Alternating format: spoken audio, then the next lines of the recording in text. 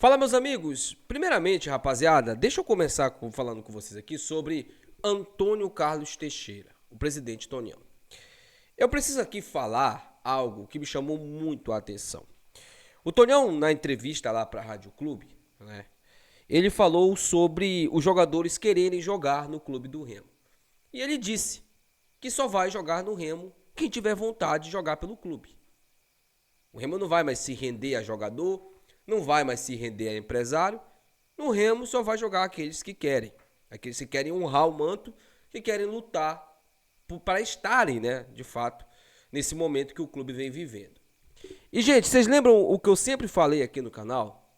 Que o Remo era um clube que ele jamais deveria se curvar a jogador nenhum, a dirigente nenhum, a pessoa nenhuma, porque o Remo é maior que qualquer outra coisa.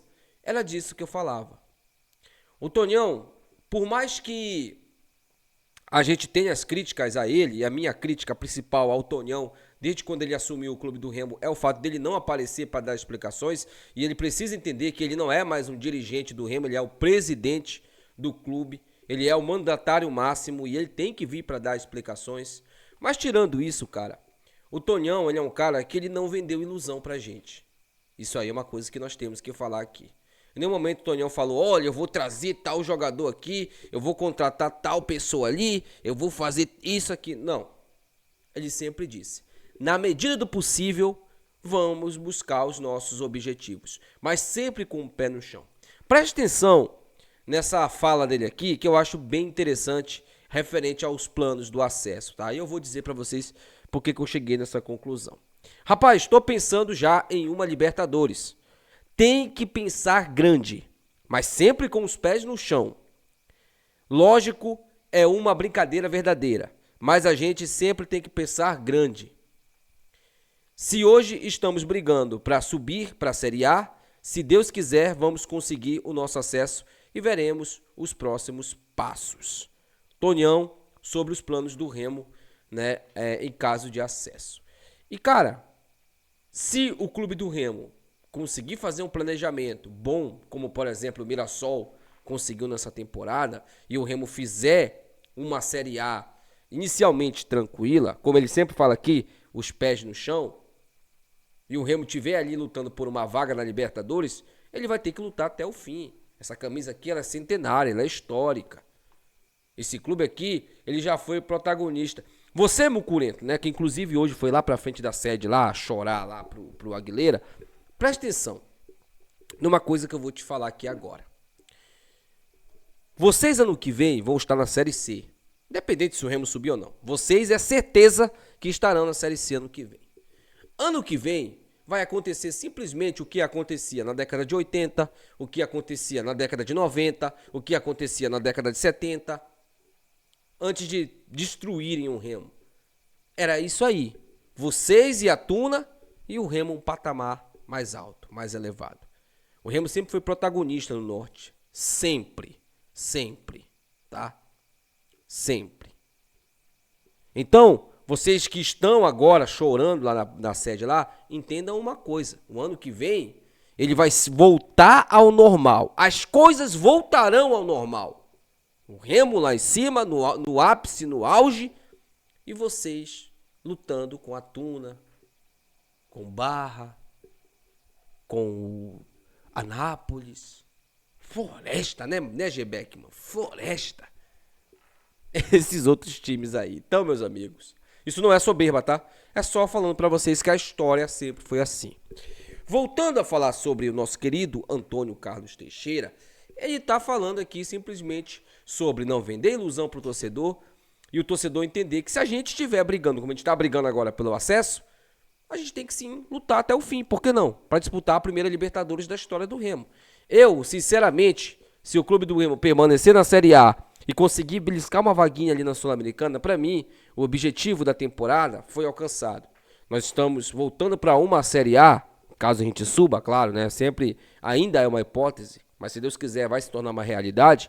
Caso a gente suba, a gente vai chegar lá na Série A e o nosso primeiro objetivo é a permanência. O Tonião sabe disso, ele sabe. Mas é óbvio que ele vai tentar fazer um planejamento o máximo possível para já no nosso primeiro ano na Série A de pontos corridos, a gente, quem sabe, beliscar uma vaga para Libertadores. Gente, Se os times que estão lá no G4 ganharem Copa do Brasil, Libertadores, abrem no mínimo mais 2 vagas. Se tiver um time brasileiro campeão da Sul-Americana, abre mais uma vaga, por exemplo, o Atlético Mineiro. Se ele for campeão da Sul-Americana, vai abrir mais uma vaga. Porém, o Atlético Mineiro está lá embaixo. Então não vai abrir vaga lá no G4. Mas digamos que esse time está no G4. Abre mais uma vaga. Então até o 7º, 8º ali pode beliscar uma vaga na Libertadores. Não é impossível. E para o Remo fazer um 8º lugar, eu não acho absurdo não, numa Série A não. Sinceramente. O Mirassol está conseguindo fazer. O Ceará faz uma campanha tecnicamente tranquila na Série A. É só você fazer um planejamento à risca ali. Tem que seguir o planejamento. Eu acho que o Tonhão é um cara que ele bate muito nessa tecla. E nós temos que elogiar aqui, porque a mesma boca que critica o cara, também tem que elogiar o cara, pô.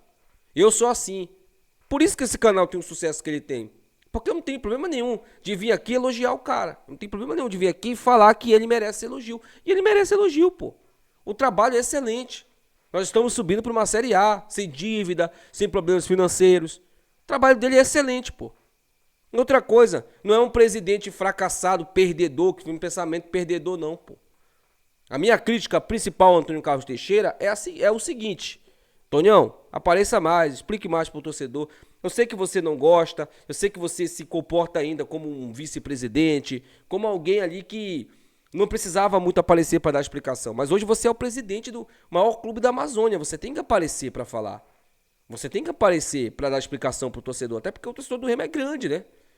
Então o torcedor quer saber o que está acontecendo. Então é interessante que ele dê as entrevistas, assim, mesmo nos maus momentos. Até pra gente saber o que está acontecendo com o clube, né? Que bom que ele entende que tudo é uma questão de planejamento.